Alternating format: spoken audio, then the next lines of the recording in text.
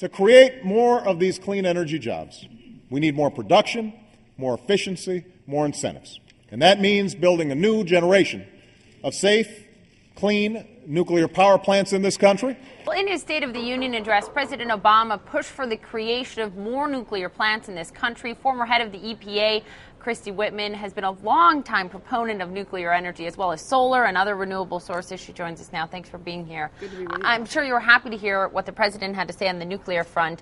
It's something it's been years since we've seen a new nuclear plant built in this country, but you're still pushing forward on this. You believe in it. Absolutely. When you look at the goal of trying to help our environment, clean the air, whether you believe in climate change or not, just cleaning the air, you want clean, green power. Mm-hmm. Nuclear is 20% of our power today in this country. We need to keep it at least there or increase it, particularly if we're going to meet the goals that they have set and talking about setting in Congress and this administration would like to see. So it's a proven technology that we have. It's reliable, it's affordable, and it's long-term. It's base power. It's there all the time. But, you were also the governor of New Jersey, so you know politics inside and out. What is realistic in Washington to see on this front in terms of nuclear power? Each power plant costs billions to build. So it's expensive on the front end, and we're still in a deep recession. So it's expensive, but everything is expensive. If you bring on solar power, wind power particularly is very expensive. What you have to look at is the other side. When you're constructing a nuclear reactor, and they're between $6 and $8 billion.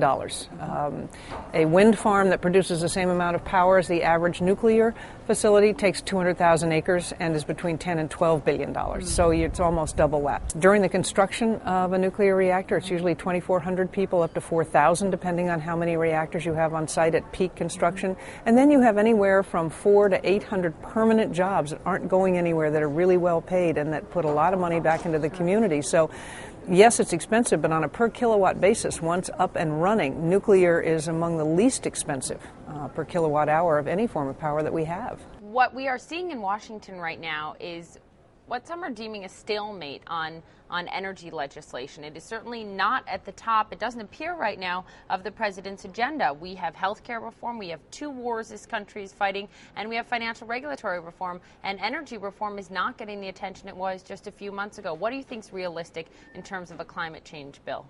I'm not sure they're going to get a climate change bill through. At all?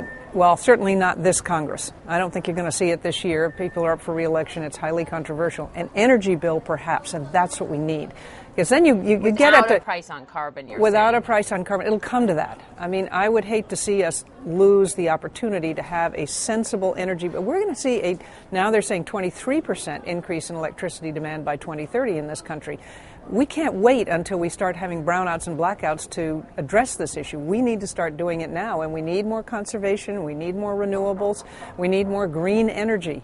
But we're also going to have things like coal and oil and gas. That'll always be there, but I think we want to minimize that and get the really good stuff going. One of the things you've said is sort of what's the point of having electric cars on the road if you don't have clean energy to power them? Exactly. Coal is our major source of electricity Right. in this country, so that's what they'll be running off of mainly. Well, that's what we have to address, and that's why we need an energy bill that really helps drive people in a way that ensures that we're looking for the greenest power source that we can find and doing it the right way, because you're absolutely right. It's great. I love the environmentalists who say, well, we're going to have all electric cars and that'll solve all our problems. And I said, the cars will only be as good as the power source.